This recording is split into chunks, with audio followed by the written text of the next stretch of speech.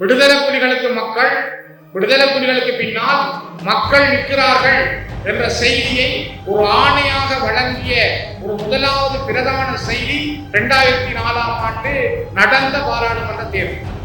உங்களுக்கு தெரியும், சிறுவர்களை புலிகள் சேர்க்கிறார்கள் என்ற செய்தி வந்த பொழுது அந்த காலத்தில் இருந்த சேவதேசிகனுடைய ஐக்கிய நாடுகள் சபையுடைய ஒலாரா ஒப்புனு அவர்களுக்கு தலைவர் பிரபாகரன் தமிழீழ விடுதலை புலிகளுக்கு கடிதம் அவருடைய நெஞ்சை தொட்டிருந்தது.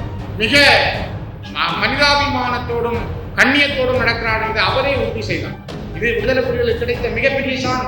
2009 யுத்தம் மௌனிக்கப்பட்ட பிற்பாடு சர்வதேச சமூகம் ஊடாக நடத்தப்பட்ட நாடு கடந்த தமிழீழ அரசுக்கான தேர்தலிலே தமிழர்கள் ஒரு அரசாங்கத்தை நாடு கடந்து ஜனநாயக முறைப்படி தெரிவு செய்தார். ஜனநாயகம் என்பதை விடுதலை புலிகள் மிக தெளிவாகவே கடைபிடித்து வந்தார். அமெரிக்காவுடைய மேனாள் ஜனாதிபதி கிளின்டன் அவர்கள் கொழும்பு வந்த பொழுது உணர்வாட்டு கழகத்தினுடைய பொறுப்பாளராக இந்த ரெடியை கொழும்பிலே வைத்து கிளின்டன் சந்தித்தார். அது அவருக்கு கொடுக்கப்பட்ட அங்கீகாரம். உங்களுக்கு நன்றாக தெரியும், விடுதலை புலிகளால் கைது செய்யப்பட்ட இராணுவத்தினர் அவருடைய சிறையிலே இருக்கிற பொழுது குடும்பத்தினர் பார்ப்பதற்காக சென்றார். அங்கே பார்க்க சென்ற பெண்கள் அவருடைய தங்கி வந்தார். அப்பொழுது ஒரு குடும்பம் சார்பாக அவருடைய ஒரு மனைவி, ஒரு வீரருடைய மனைவி கருவுற்றிருக்கிறார் என்ற செய்தியிலே அவர் கேட்டார். எனது மனைவி கருவுற்றிருக்கிறார், அவர் கடிதம் எழுதியிருக்கிறார், அவரை விடுதலை செய்யும் என்று மனைவி தேசிய தலைவர் பிரபாகரனை கடிதம் எழுதியிருந்தார்.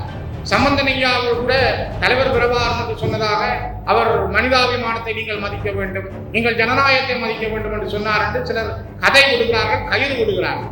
சம்பந்தன் ஐயா என்னோடு பேசியிருந்தார். அப்பொழுது சிலர் சொன்னார்கள், தமிழர்களை சில முஸ்லிம்களை இனச்சுத்திகரிப்பு செய்தார்கள் விடுதலை புலிகள் அனுப்பினார்கள் என்றெல்லாம் சொன்னார்கள். ஆனால் நான் அதை பற்றி தொடர்ந்து பேசினால் அது வேற விபரீதமாக மாறும். ஆயுதங்களை கையிலே வைத்திருக்கிற ஒருவன் தன்னுடைய முடிவுகளை ஆயுத முனையில் தான் எடுப்பான். ஆகவே நாங்கள் ஜனநாயகம் பற்றிய ஆயுத போராட்டத்திலே அப்படி நடந்தது இப்படி நடந்ததுன்னு நாங்கள் கேட்க தேவையில்லை. ஆனால் இப்பொழுது நாங்கள் செய்கிற பயணம் ஜனநாயக வழியாகும். இஸ்முல்லா கூட சொன்னார், எனக்கு ஆயுதம் தந்தது நான் குழு அமைச்சு சுட்டனான், காளி கோயில இடிக்கிறான். ரெண்டாவது சொல்றார், வீடியோ இருக்கு, நேர வீடியோ இருக்கு. இஸ்முல்லா இப்ப முஸ்லிம் காங்கிரஸ் இருக்கிறார். ஆகவே இது நடந்தது, எல்லா பக்கமும் நடந்த உண்மைகள் இருக்கின்றன. அந்த உண்மைகளுக்கு அப்பால் அவற்றையெல்லாம் மறைத்து ஏதோ விடுதலை புலிகள் ஜனநாயகத்தை மதிக்காதவர்கள் அல்லது விடுதலை புலிகள் மனிதாபிமானத்தை மதிக்காதவர்கள் என்ற போர்வையில் ஒரு பிரச்சாரத்தை யாருக்காக இவர்கள் செய்கிறார்கள் என்பது எனக்கு தெரியவில்லை. மாவீரர்களுடைய குடும்பங்களே, பிறகிடந்திருக்கின்ற பெரியோர்களே, சகோதர சகோதரிகளே, இந்த ஒழுங்கமைப்பாளர்களே, உங்கள் அனைவருக்கும் என்னுடைய அன்பான வணக்கம். இன்றைய நாள் தோழமைக்குரிய, நட்புக்குரிய நண்பர்கள் நாள். இந்த நட்பு நாளிலே தோழமையோடு உங்கள் எல்லோரும் பழகுகின்ற, பேசுகின்ற வாய்ப்புக்காக எல்லாம் வல்ல இறைவனுக்கு நன்றி சொல்ல கடமைப்பட்டிருக்கிறேன். இந்த மண்டபத்திற்குள்ளே வருகிற பொழுது இங்கே வைக்கப்பட்டிருக்கிற ஒவ்வொரு படங்களையும் நான் பார்த்தேன். ஒவ்வொரு மாமனிதர்கள் ஜோசப் அல்லாசிங்கம் ஐயா அவர்களுக்கு எங்களுடைய கைகளால் நாங்கள் மலர் தூங்கிய நாட்களை, கிளிநொச்சி மண்ணிலே அவரை ஊர்வலமாக கொண்டு சென்ற நாட்களை நான் நினைத்து பார்த்தேன். அதே போல தராவி சிவராம் அவர்களுடைய இறுதி ஊர்வல நிகழ்வுகளின் இறுதி மரணங்களை இருக்கு சிந்தித்தேன். அதே போல எங்களுடைய சிரேஷ்ட விரிவிரியாளர் தம்பி ஐயா அவர்களை யோசித்தேன். 1998ஆம் ஆண்டு வவுனியாவிலே நடைபெற்ற ஒரு உயர்தர வகுப்பிலே கல்வி கற்பிக்கின்ற பொருளியல் ஆசிரியர்களுக்கான சேவைக்கால செயலமர்வு ஒன்று நடைபெற்றது சித்திரை மாதம். அந்த 98ஆம் ஆண்டு சித்திரை மாதம் 23ஆம் தேதியிலிருந்து 29ஆம் தேதி வரை நடைபெற்ற அந்த செயலமர்விலே நானும் ஒரு பொருளியல் ஆசிரியராக கலந்து கொண்டிருந்தேன். அந்த செயலமர்வை வழிநடத்தியவர் சிரேஷ்ட உதவியாளர் தம்பி ஐயா. மிகவும் ஆரோக்கியமான, ஆக்ரோஷமான நல்ல குரல், கண்ணீர் கற்பித்தல் கலை, எல்லோரையும் வசீகரிக்கின்ற ஆற்றல், வவுனியா பூந்தோட்டம் மண்ணிலே சொந்த வீட்டோடு வாழும் மேல மிக அருமையான நல்ல ஒருவருடைய அந்த வாய்ப்பு அந்த நேரம் பழக கிடைத்தது. நான் எதிர்பார்க்கவில்லை. இத்தனை ஆண்டுகள் கடந்து கிட்டத்தட்ட 20 ஆண்டுகளுக்கு நெருங்குகிற பொழுது அவர் சார்பாக அவருடைய விருது இருந்து கையெழுத்து வரும் என்பதை நிச்சயமாக நான் நினைக்கவில்லை. அந்த ஆண்டு 98ஆம் ஆண்டு அந்த செயலமர்வு முடித்து நான் திரும்புகிற பொழுது ஸ்ரீலங்காவினுடைய பயங்கரவாத குற்றத்தடுப்பு பிரிவினால் நான் நடுக்குளத்திலே வைத்து கைது செய்யப்பட்டு 3 நாட்கள் இலங்கையினுடைய சிறைச்சாலைகளுக்கு எடுத்துச் செல்லப்பட்டேன். நான் அந்த சிறையில் இருந்து 3 மாதங்கள் கழித்து வந்த பிறகு என்னோடு அவர் பேசியிருந்தார்.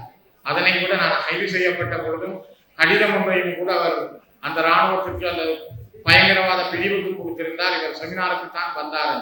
ஆனால் பயங்கரவாத சட்டத்தின் கீழ் கைது செய்யப்பட்டு நீதிமன்ற பிணையிலே இன்றும் பிணையிலே வெளியிருக்கின்ற ஒருவராக நான் இருக்கிறேன்.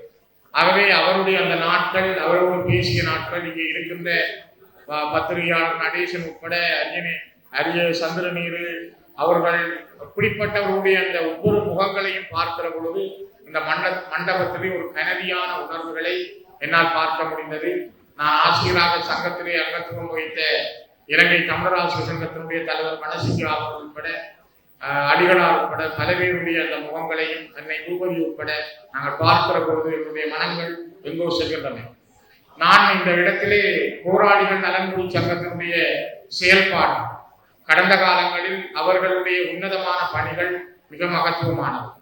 நான் பல இடங்களுக்கு செல்லுகின்ற பொழுது பல மாவீரர் குடும்பங்களுடைய பெற்றோர்கள் அல்லது போராளிகளுடைய குடும்பங்களிலே யாரும் மரணம் நடந்தால் என்னால் முடிந்தளவு நான் அவருடைய வீடுகளுக்கு செல்லுகிற பொழுது அங்கே சொல்லுவார்கள், போராளி நலன்புரி சங்கத்தினுடைய குயிலன் வந்தவர், ஈஸ்வரன் வந்தவர், தனு வந்தவர், அலன் வந்தவர், இப்படி அவர்கள் ஒரு பெயரை சொல்லுவார்கள். எங்களுக்கு உதவியும் செய்தவர்கள் ஒரு தொகை சொல்லுவார்கள். அது ஒரு மிகப்பெரிய மகிழ்ச்சியான, மனதுக்கு ஒரு ஆறுதல் தரக்கூடியது.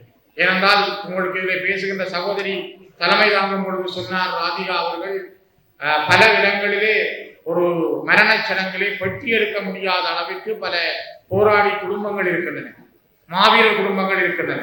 ஆகவே அவர்களுடைய மனமறைந்து நேரமறைந்து நீங்கள் எடுத்திருக்கிற இந்த போராளி நலன்புரி சங்கத்தினுடைய போராளிகளுடைய பணி மிக கனதியானது, பெருமதியானது. ஒரு கால உணர்ந்து நீங்கள் மிக கௌரவமாக அதனை முன்னெடுத்து செல்லுகின்றீர்கள், பாராட்டுதலுக்குரியது.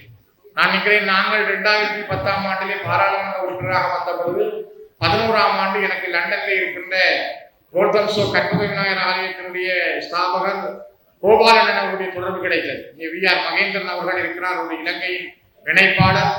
அவர் முதல் போராளிகள், பெண் போராளிகளுடைய வாழ்வாதாரத்தை மேம்படுத்துவதற்காக 60 தையல் மிஷின்களை கிளிநொச்சி, யாழ்ப்பாணம், மட்டக்களப்பு பகுதிகளிலே முதல் வழங்கியிருந்தார். அது ஒரு முதல் தொடக்கமாகவும் எங்களுக்கு இருந்தது, ஒரு மிகப்பெரிய அனுபவமாகவும் இருந்தது. அது பல லட்சம் ரூபாய் பெறுமதியான அந்த நிகழ்வு தான் எங்களுடைய தொடக்கமாக இருந்தது. எங்களால் முடிந்த அளவுக்கு சில ஒரு கட்டமான போராளிகளுக்கு எங்களால் உதவ முடிந்தது. ஆனால் நாங்கள் ஒரு அரசல்ல, நாங்கள் ஒரு இனத்தினுடைய பிரதிநிதிகள், அதிலும் போராடி மௌனிக்கப்பட்ட இனத்தினுடைய பிரதிநிதிகளாக இருப்பதால் எங்களால் போராளிகளுடைய வாழ்வாதாரத்தில் அல்லது அவருடைய வாழ்க்கையை மேம்படுத்துவதில் எங்களால் பெருமுயற்சிகளை மேற்கொள்ள முடியவில்லை என்பது துரதிர்ஷ்டவசமானது. ஆனாலும் வடக்கு மாகாண சபை இருந்த பொழுது பல முயற்சிகளை மேற்கொண்டு போராளிகளுக்கான ஒரு சிறு கடனுதவி திட்டம் ஒன்று அறிமுகம் செய்யப்பட்டு கொஞ்சம் பேருக்கு வழங்கப்பட்டது. ஆனால் நிறைய பேருக்கு அது வழங்கப்படவில்லை, காலம் அதற்கு முடிந்து விட்டது. இவ்வாறு பல முயற்சிகளை மேற்கொண்ட பொழுதும் போராளிகளுடைய தேவைகள் ஏராளமானது. அதில் மாற்று வழிகளில் உள்ளவர்கள், அவர்களுடைய உடல்நிலைகள், கூட்டாக வாழுகின்ற உரிமைகள், அவர்களுக்கான வாழ்வாதார பிரச்சனைகளை கையாள்வதற்கு ஒரு சங்கம் வேண்டும். ஆகவே இந்த போராளிகள் நலன்புரி சங்கம் மிகவும் பெருமதியானது, கனதியானது. உங்களுடைய பணிகள் மகத்தானது. பல ஆயிரம் போராளிகளுடைய அர்ப்பணிப்புகள் வித்தியாசமானது. அது யாராலும் நாங்கள் எடை போட முடியாது, சொல்ல முடியாது. நான் அண்மையிலே ஒரு பழைய புத்தகத்தை படித்தேன். 1992ஆம் ஆண்டு சாவகச்சேரியில் நடந்த முத்தமிழ் விழாவிலே அது ஞாபகார்த்தமாக வெளியிடப்பட்ட முத்தமிழ் விழா மலரில் மூத்த போராளி மனோகரன் அழைக்கப்படுகின்ற வசீல் காக்கா அவர்கள் எழுதியிருந்தார். அதிலே அவர் இந்த மட்டக்களப்பு மண்ணினுடைய மூத்த போராளி பரமதேவா பற்றி அவர் குறிப்பிட்டிருந்தார். 1983களிலே பரமதேவா சிறையிலே இருந்து வந்த பொழுது அவரை முதல் பயிற்சிக்காக தாங்கள் இந்தியாவுக்கு அனுப்பியதாகவும், அவர் இந்தியாவிலிருந்து பயிற்சி முடிந்து திரும்ப தென்தமிழக மண்ணுக்கு வருகை தந்த பொழுது அந்த வருகை தந்த போராளிகளை வீடுகளிலே அம்மா அப்பாவை சந்திக்க ஏற்பாடு செய்யும் ஒரு பணி தங்களிடம் இருந்தது. அதற்காக பரமதேவாவை தாயிடம் செல்லுமாறு கேட்ட பொழுது, சந்திக்குமாறு சொன்ன பொழுது அவர் சொன்னார், என்னுடைய அம்மா இருக்கிற வீடு மட்டக்களப்பு நகரம் ஆமி கேம்புக்கு பக்கத்துல, தங்கச்சியோடு இருக்கிறார். ஆனால் நான் இப்பொழுது அம்மாவை சந்திக்க போனால் அது அந்த குடும்பத்துக்கும் சில விட பிரச்சனையா இருக்கும். நான் ஒரு போராளியாக ஒரு சண்டையில ஒரு ஃபீல்டில் இறங்கி ஆயுதத்தோடு தான் இந்த அம்மாவை போய் சந்திக்க விரும்புகிறேன். ஆகவே நான் ஒரு சண்டையை கண்ட பிற்பாடு சந்திக்கலாம் என்று இருக்கிறேன் என்று அவர் தன்னை அனுப்ப முனைந்த போராளிகளுக்கு கூறியதாக அந்த புத்தகத்திலே அவர் எழுதுகிறார். அதே அவர் சிறையிலே இருந்து வந்த ஓராண்டு கழித்து 1984ஆம் ஆண்டு செப்டம்பர் 22ஆம் தேதி களுவாஞ்சிக்குடியிலே ஒரு தாக்குதலை விடுதலை புலிகள் மேற்கொள்கிறார்கள். அந்த தாக்குதலிலே 13 நிரந்தர போராளிகள் தான் அதில் பங்கு கொள்கிறார்கள். ஏனையவர்கள் துணையான போராளிகளாக இருக்கிறார்கள். அந்த காலகட்டம் போராளிகள் மிக குறைந்த காலம். அதிலே ரவி என்கிற ஒரு மூத்த போராளியும் பரமதேவாவும் வீரச்சாவடைகிறார். அப்பொழுது பரமதேவா வீரச்சாவடையும் பொழுது போராளிகளிடம் சொன்னார், என்னுடைய அம்மாவிடம் சொல்லுங்கள், உங்களுடைய மகன் சண்டையிலே அடிபட்டுத்தான் சென்றிருக்கிறான், ஆயுதத்தையும் எடுத்துத்தான் சென்றிருக்கிறான் என்று தன்னுடைய கையிலே வைத்திருந்த ஆயுதத்தை பரமதேவா ஏனைய போராளிகளிடம் கொடுத்துத்தான் அவர் வீரச்சாவை தழுவியிருந்தார். அதனால் அந்த எடுக்கப்பட்ட ஆயுதத்துக்கு ரவி ராஜா என்று கூட அவர்கள் தாங்கள் பெயர் வைத்ததாக அந்த புத்தகத்திலே காக்கான்னு எழுதுகிறார். இது வரலாற்றிலே போராளிகள், மூத்த போராளிகள் இந்த மண்ணிலே போராட்டத்தை கட்டி வளர்ப்பதில் அவர்கள் எடுத்துக்கொண்ட பெருமுயற்சி. 1987ஆம் ஆண்டு இந்திய ராணுவத்தோடு நடந்த சண்டையிலே முதல் பெண் போராளி மாலதியை இழக்கிறோம். அதே போல மட்டக்களப்பு மண்ணில் 88 அடுத்த பெண் போராளியை நாங்கள் இழக்கிறோம். இது வரலாற்றில் நாங்கள் கண்ட சண்டையினுடைய ஒரு படிநிலை. ஆகவே இந்த மண் சற்றும் சளைத்தது. அன்னை பூபதி அவர்கள் மிகவும் திடக்காத்திரமாக, மிகவும் உறுதியோ தைரியமாக உண்ணாவிரதம் இருந்து உலகத்துக்கு ஒரு செய்தியை சொன்னவர், காந்திய தேசத்துக்கு செய்தியை சொன்னவர். அப்படியான மிக இறுக்கம் வாய்ந்த ஒரு மண். நான் கிளிநொச்சி மகா வித்தியாலயத்திலே அதிபராக இருக்கிற பொழுது ஒரு நாள் நான் நினைக்கிறேன் 2007ஆம் ஆண்டு ஒரு ஆவணி மாதம், அந்த தேதி எனக்கு சரியா தெரியாது, ஆவணி மாதம் மட்டில் நான் அதிபராக பொறுப்படுத்த ஒரு 4 மாதங்கள் பாடசாலையிலே ஒரு சிரமதானம் நடந்தது. எல்லாரும் சிரமதானத்தை கட்டாயம் பெற வேண்டும். அங்கேதான் தேசிய தலைவர் பிரபாகருடைய மகன் பாலச்சந்திரனும் படித்துக் கொண்டிருக்கிறார். பொட்டம்மானுடைய மகன் நாவணனும் படித்துக் கொண்டிருக்கிறார். கிட்டத்தட்ட 200 போராளிகளுடைய பிள்ளைகள் அங்கே படிக்கிறார். 200 போராளிகளின் பிள்ளைகள் படிக்கிறார். 1900 மாணவர்கள் படித்துக் கொண்டிருந்தார்கள். அந்த நேரத்திலே சிரமதானத்துக்கு கொஞ்சம் பேர் வரை. நான் சிரமதானம் முடிந்த ஒரு 3-4 நாட்களுக்கு பின்னர் நான் மாலை வேளை பாடசாலையினுடைய அலுவலகத்தில் இருக்கிற பொழுது ஒரு புலிகளுடைய தமிழீழ விடுதலை புலிகளுடைய பிக்கப் என்னுடைய பாடசாலையின் வாசலை வந்து நிற்கிறது. அதுல இருந்து பின்னுக்கு இருந்து 4 போராளிகள் குதித்து இறங்குகிறார்கள். ஒருவர் தானாகவே கதவை திறந்து வெளியிலே வருகிறார். வந்து பாடசாலையின் கேட் வரையும் வந்தவர் திரும்பி போய் தன்னுடைய சேட்டை மேல தூக்கிட்டு இடுப்புல இருந்த பிஸ்டலை கலட்டி வந்த போராளிகளை கொடுத்துட்டு பிறகு கேட்டை திறந்து உள்ளுக்கு வந்தார். நான் பார்த்து கொண்டிருந்தேன் என்னுடைய கண்ணாடிக்குள்ளால. நானும் யாரோ வாரார் என்றதுல எனக்கு தெரியுது ஒரு பொறுப்பாளராக இருக்கலாம். என்னடா பிஸ்டலை கலட்டி கொடுக்க என்னால் உணர முடியல. அவர் வந்து வாசல்ல நின்று கேட்டார், நான் உள்ளுக்கு வரலாமான்னு கேட்டேன். தாராளமா வாங்கன்னு சொல்லி அப்ப நான் எழும்பி வாங்க கொண்டு இருக்க சொல்லி இருந்து கதைச்சார். தன்னை அறிமுகம் செய்தார். நான் தான் மட்டக்களப்பு மாவடி முன்மாறி கூட்டத்தினுடைய தளபதி நாகேஷ். எனக்கு கொஞ்ச நேரம் யோசித்தேன். இவர் நீங்க எங்க படித்தீர்கள் என்று கேட்டேன். நான் மட்டக்களப்புலாம் படித்தேனான், ஆனால் அண்ணன் தான் என்னை வளர்த்தவர் என்றார். நான் கேட்டேன், நீங்க இந்த பிசலை கட்டி கொடுக்க பார்த்தனா நீங்க பள்ளிக்கூடம் போன ஆளா இருப்பீங்க. சிரிச்சாரு, பெருசா சிரிச்சார். சிரிச்சு போட்டு சொன்னார், நீங்கள் அப்படி சொல்றீங்க. இல்லை பாடசாலை என்பது ஒரு ஆலயம், அதுக்குள்ள ஒரு அரசன் இருக்கிறான். ஆகவே அங்க போய் முடிய கலட்டிட்டு போகணும்னு பிரித்தானிய அரசன் சொன்னது போல நீங்க பிசலை கலட்டி கொடுத்துட்டு வந்திருக்கிறீங்க, நான் பார்த்து கொண்டிருந்தேன் சொன்னேன். ஆகவே அவ்வாறான பண்பாடும் அந்த மனித நேயமும் ஒரு பள்ளிக்கூடத்துக்குள்ள கூட துப்பாக்கியோடு போகக்கூடாது என்பதை கட்டி வளர்த்த மண் மட்டக்களப்பு மண். அதனை வளர்த்தெடுத்த தலைவர் தேசிய தலைவர் பிரபாகர். அவ்வாறான போராளிகளை தான் நாங்கள் பார்க்கிறோம். ஆகவே அன்புக்குரிய போராளிகளே, சோர்ந்து போகாது. ஒரு தேசம் விடுதலைக்காக நாங்கள் போராடியவர். எங்களுடைய விடுதலையினுடைய போராட்ட வரலாறு, போராட்டத்தினுடைய தொடர்ச்சி மௌனிக்கப்பட்டிருக்கிறது. ஆயுதங்கள் மௌனிக்கப்பட்டிருக்கிறது, உண்மைதான். ஆனால் நாங்கள் போரிலே தோற்கப்பட்ட இனம் என்று சொன்னால் இன்றைக்கு இந்த இடத்திலே நாங்கள் பேசுகிறோம் என்றால் எங்களை பற்றி சர்வதேச சமூகம் எங்களுடைய கருத்தை கேட்கிறது என்றால், பேசுகிறது என்றால் நாங்கள் வாழ்ந்து கொண்டிருக்கிறோம் என்பது அர்த்தம். இந்த மண்ணினுடைய மூத்த போராளி, முதலாவது கட்டளை தளபதிகள் ஒருவர் லெப்டினன்ட் கர்னல் ரீகன், மற்றம்பாறையினுடைய துணை தளபதியாக இருந்து வீரச்சாவை தளபதி ஜெயந்தன் தன்னுடைய சாகும் காலத்தில் வீரத்தோடு சார்ந்த போராளி. இந்த போராளிகளுடைய சாவுதான் இந்த மண்ணினுடைய வீரத்தை பறைசாற்றியது. எங்களுடைய விடுதலை புலிகளுடைய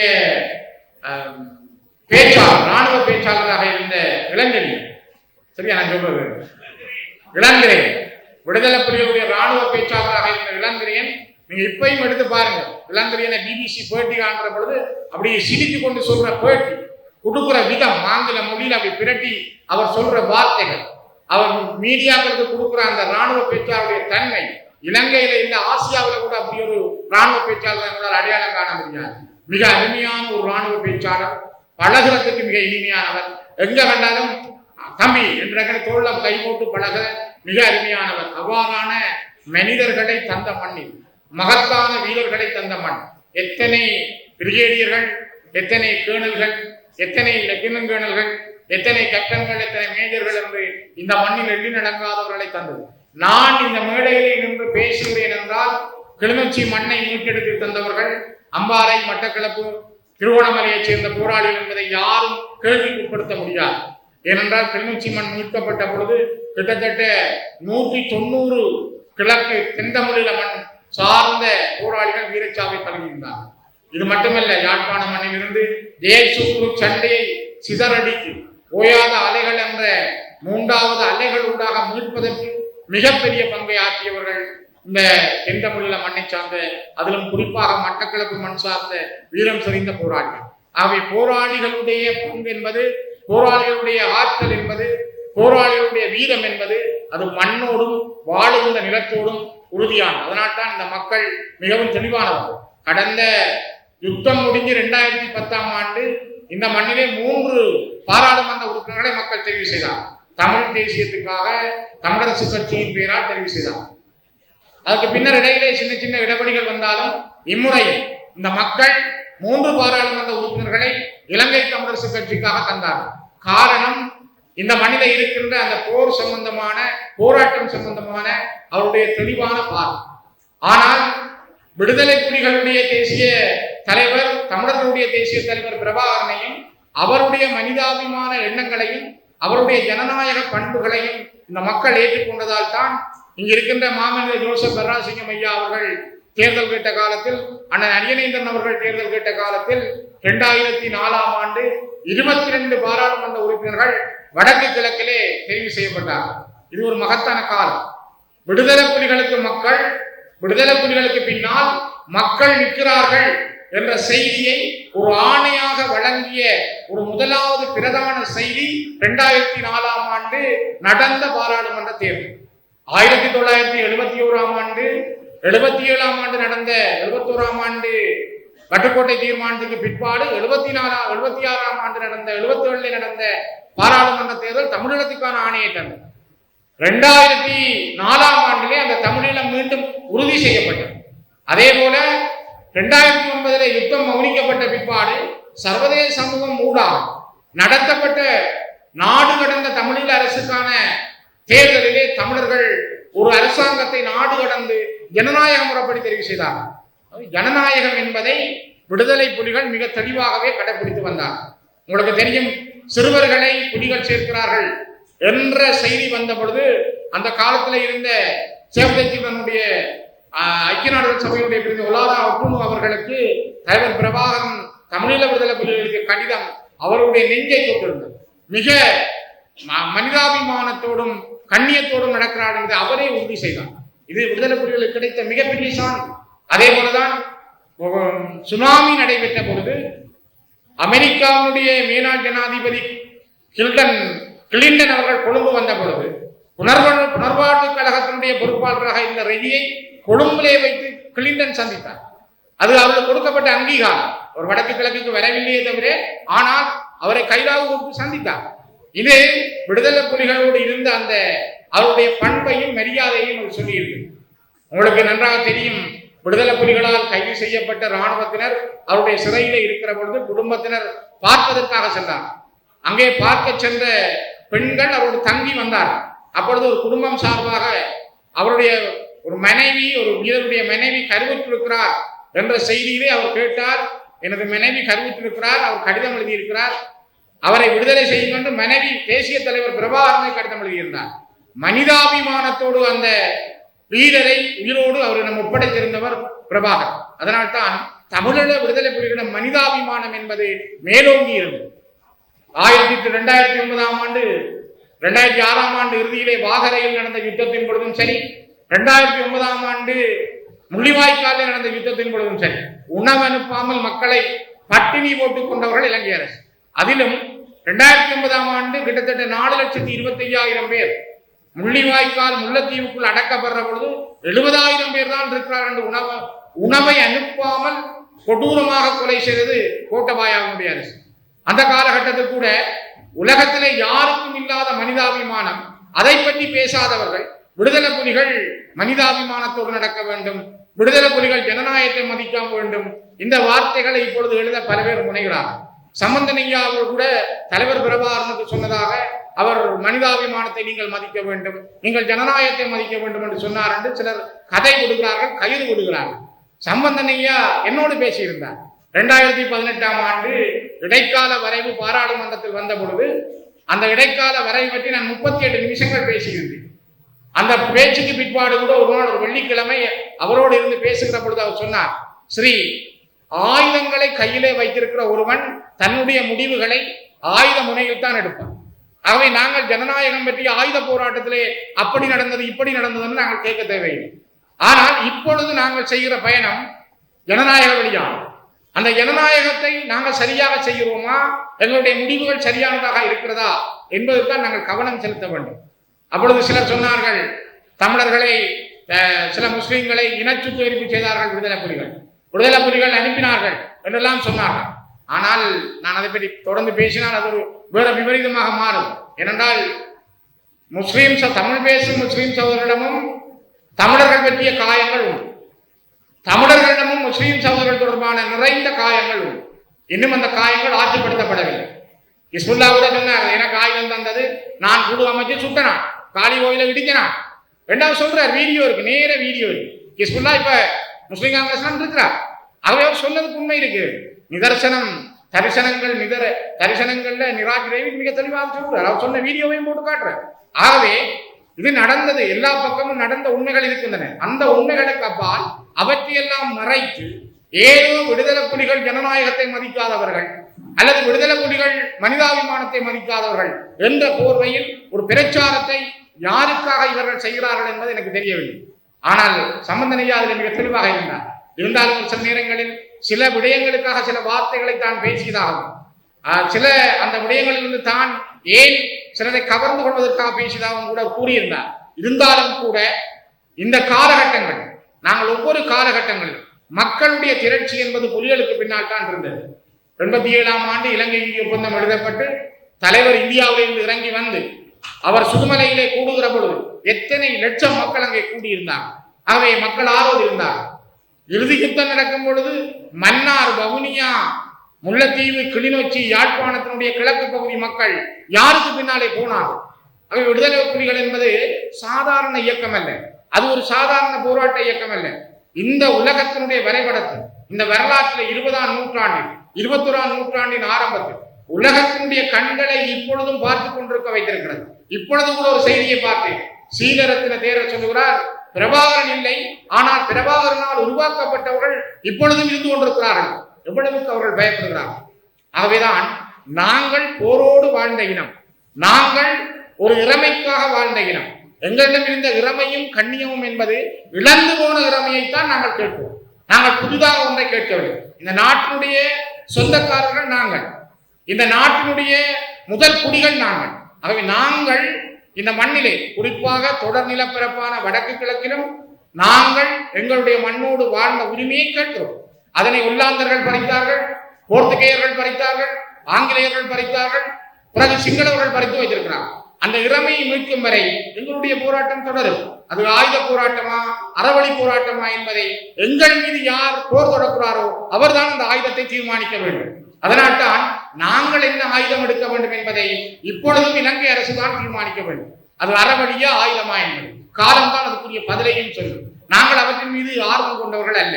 அதனால்தான் தலைவர் பிரபாகரன் கூட 1985ஆம் ஆண்டு அனிதா பிரதாப் அவர்களுக்கு கொடுத்த செய்தியிலே சொன்னார், நாங்கள் ஆயுதங்களை விரும்பி தூக்கவில்லை, எங்களுடைய மக்களை காப்பதற்காக எங்கள் மீது ஆயுதத்தை எதிரி திணித்தார்கள், அதனால் ஆயுதங்களை நாங்கள் எடுக்க வேண்டிய நிர்பந்தத்துக்கு உள்ளாக்கப்பட்டோம். இதுதான் நியதியும் வரலாறு. ஆகவேதான் வரலாற்றினுடைய இந்த பக்கங்களை தாண்டி வந்த போராளிகள் நீங்கள். உங்களிடம் இருக்கிற பக்கம் மிக உறுதியான. எத்தனை போராளிகள் என்று எத்தனையோ இளம் தொழில் அதிபர்களாக இருக்கிறார்கள். எத்தனை போராளிகள் என்று இந்த மண்ணை கட்டியமைக்கக்கூடிய மிகப்பெரிய சக்திகளாக இருக்கிறார்கள். நீங்கள் உண்டை சிந்தித்து பாருங்கள். இலங்கையினுடைய இன்று இருக்கிற NPP அரசு 50 ஆண்டுகளுக்கு முதல் யாராக இருந்தார்கள்? போராளிகளாக இருந்தார்களா அல்லது அவர்கள் பயங்கரவாதிகளாக இருந்தார்கள்? இந்த நாட்டினுடைய போராளிகள் என்று அவர்களை சிங்கள மக்களை ஏந்துகிறார்கள். 50 ஆண்டுகளுக்கு முதல் அவர்கள் 70களிலும் சரி 89களிலும் சரி அவர்கள் நடத்திய வன்முறைகளோ யுத்தங்களையோ பயங்கரவாதமாக யாரும் சொல்ல தயார். அவர்கள் போராளிகள். இன்று அந்த 50 ஆண்டுகள் கடந்து அந்த போராளிகளிடம் சிங்கள மக்கள் இந்த நாட்டை ஒப்படைத்திருக்கிறார். யாருக்காக? சிங்கள மக்களுடைய விடுதலைக்காக யார் போராடினார்களோ அவர்கள் இன்று ஆட்சியிலே இருக்கிறார்கள். ஆகவே எந்த தமிழீழ மக்களுக்காக நீங்கள் போராடினீங்களோ அதே போல தமிழீழ மக்கள் உங்களிடமே இந்த ஆட்சியை தரக்கூடாது. அந்த வழியிலே உங்களுடைய பயணம் ஏன் அப்படி இருக்கக்கூடாது? மரியாதைக்குரிய வணக்கத்துக்குரிய பிதா அவர்கள் சொன்னார், நீங்கள் அரசியல் கட்சியாக மாறக்கூடாது. நான் அதை ஏற்கிறேன். ஆனால் ஒரு அரசியல் இயக்கத்தை கட்டி வளர்ப்பதற்கான அமுக்க குழு என்பது, பிரஷர் குரூப் என்பது மிக மிக முக்கியமானது. ஏன் அவர்களை போராளிகளை சிங்கள மக்கள் ஏற்றுக்கொள்கிறார்கள் என்றால், அவர்களிடம் பொறுப்புகளை அவர்கள் ஒப்படைக்கிறார்கள் என்றால், தமிழ் மக்கள் ஏன் சிந்திக்க கூடாது? போராளிகளிடம் பொறுப்புகளை ஒப்படைக்க ஏன் தமிழ் மக்கள் சிந்திக்க கூடாது?